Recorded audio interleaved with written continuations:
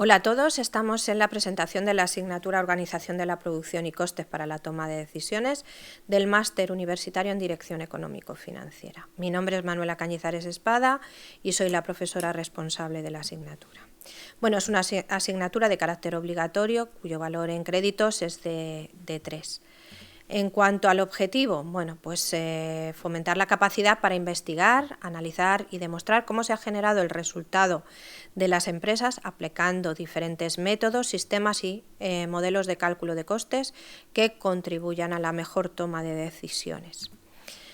Esta presentación está basada, o en esta presentación vamos a pasar por una serie de puntos fundamentales que van desde la estructura de los contenidos, pasando por el seguimiento y actividades de formación, continuando por el examen final presencial y bueno, pues dándoos algunos consejos para empezar a preparar esta asignatura.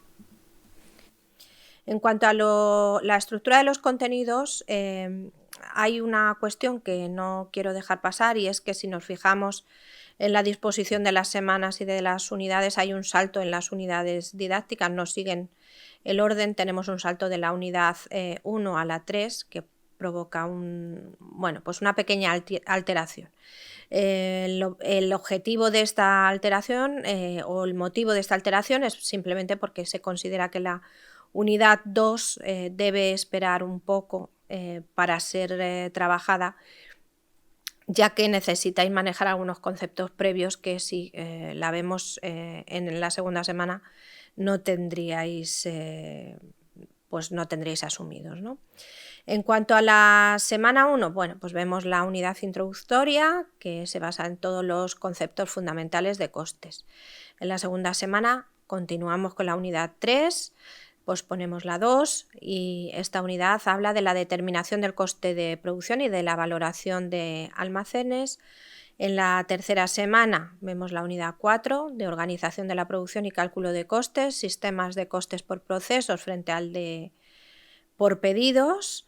En la quinta semana pues desarrollamos la unidad número 5 que habla sobre el reparto de los costes indirectos y el cálculo de costes, sistema de costes por centros. En la sexta semana ya sí vemos la unidad 2, que la habíamos pospuesto, de costes en el proceso de toma de decisiones y la definición de capacidad y análisis coste-volumen-beneficio. En la séptima vemos la unidad 6 de reparto de costes indirectos y cálculo de costes bajo el sistema de costes ABC. Y en la octava vemos la unidad número 7 acerca de la determinación del valor de los factores productivos y el cálculo de los costes, sistema de costes histórico frente al sistema de costes estándar. Esta sería la última unidad didáctica. Se ha dispuesto una unidad por semana y bueno, pues a partir de la semana 9 y la siguiente lo que haremos pues será repasar esas unidades, hacer o finalizar las actividades que tenemos pendientes, los controles, ponernos al día en la asignatura y bueno, pues preparar ese examen final. En cuanto al seguimiento y a la propuesta de actividades que se hacen en el aula, pues tenemos o nos vamos a encontrar con 3 tipos de actividades diferentes. Por un lado, las actividades de aprendizaje, las actividades de evaluación continua y los controles. Ahora hablaremos un poquito más de cada una de ellas. En relación a las actividades de aprendizaje, bueno, pues suponen un 10% de la calificación, son de carácter voluntario. Vamos a tener la propuesta de 2 actividades, la primera será de carácter individual y la segunda será una propuesta de actividad en grupo, de trabajo en grupo. Y bueno, pues estas actividades se detallarán más en el aula a través de un vídeo en el que se explicará lo que hay que hacer en cada una de ellas. El carácter voluntario de estas actividades, ¿qué implica? Bueno, pues que implica que el alumno decide si quiere obtener ese 10% de la calificación y las hace o quiere prescindir de esa nota y dedicar sus esfuerzos a otras cuestiones. En cuanto a las actividades de evaluación continua, tienen carácter obligatorio, suponen un 30% de la calificación. Esto implica que es necesario haber aprobado una de las 2 AECs. se plantean dos, una es sobrecoste completo y la segunda es direct costing frente al coste completo, con lo que esto conlleva, las consecuencias que tiene y las circunstancias en las que se producen ambos modelos. Y por último tenemos los controles, ¿vale? Suponen un 10% de la calificación, también tienen carácter obligatorio, lo mismo que las actividades de evaluación continua. La condición o esta obligatoriedad lo que supone es que hay que superar el 75% de los mismos. Eso obliga a tener aprobados al menos los 3 controles para poder presentarse al examen final, dada la cantidad de controles que se plantean. El control 1 va a estar dedicado a la primera unidad, el 2 estará dedicado a la unidad 3, 4 y 5 y el 3 a las unidades 2, 6 y 7. En el caso del examen final presencial, bueno, pues debemos tener muy presente que supone el 50% de la calificación de la asignatura, que las fechas para realizar estos exámenes ya están programadas y previstas. En el primer semestre son los dos últimos fines de semana de enero, en el segundo los 2 últimos fines de semana de junio. Y bueno, pues en ambas convocatorias sabéis que hay una convocatoria extraordinaria que será el primer fin de semana de septiembre. Se evalúa siempre de 0 a 10, ¿vale? Y consta de 2 partes fundamentales, ¿no? Hay una primera prueba objetiva, que es una parte tipo test, un test parecido al que se os plantea en los controles, son de opción múltiple con una respuesta o una posible respuesta correcta, supone el 40% de la calificación del examen.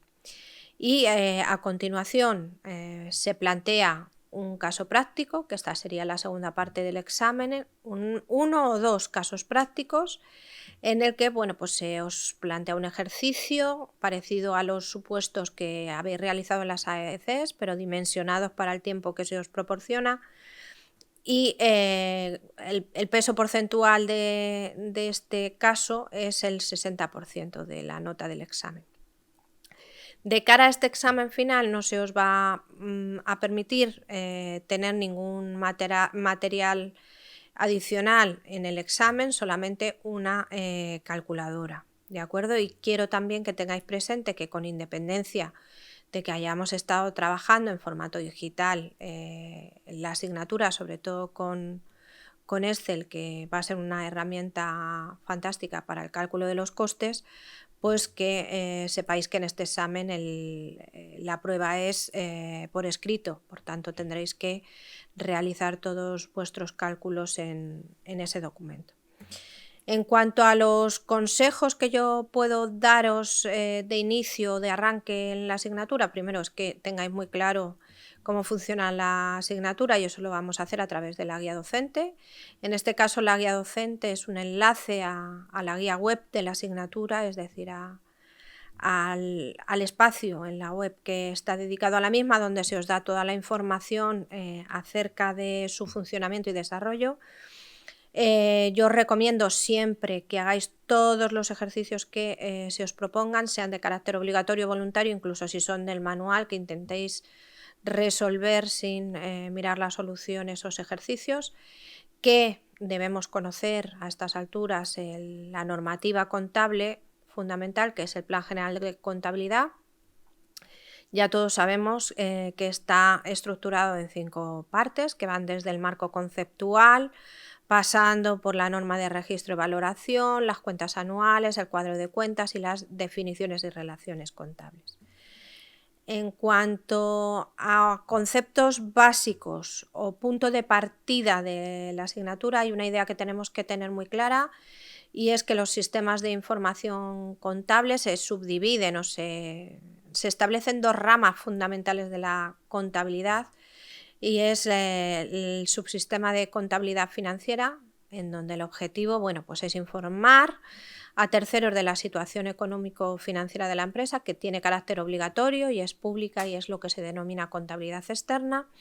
Y por otro lado el subsistema de la contabilidad analítica, que es donde nosotros nos vamos a centrar en esta asignatura, bueno, pues donde el objetivo es informar sobre esos resultados de las operaciones internas, analizando cómo se ha ido generando el resultado. Esta rama o este subsistema es de carácter voluntario e interno y es lo que conocemos como contabilidad interna y va a ser nuestra referencia.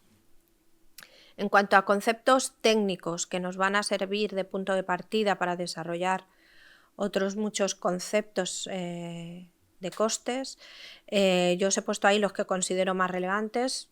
Tenéis el de factor, como cada uno de los medios de producción, producto o servicio, como las salidas de un proceso económico, proceso, como todas las operaciones que transforman las entradas en salidas, rendimiento, cantidad de salidas y de producto por unidad de tiempo y factor, coste como cantidad de factores necesarios para la obtención de un producto, un trabajo, un servicio, precio como el valor de mercado de cada producto o servicio y margen como la diferencia siempre entre los ingresos y los costes en cualquiera de sus dimensiones.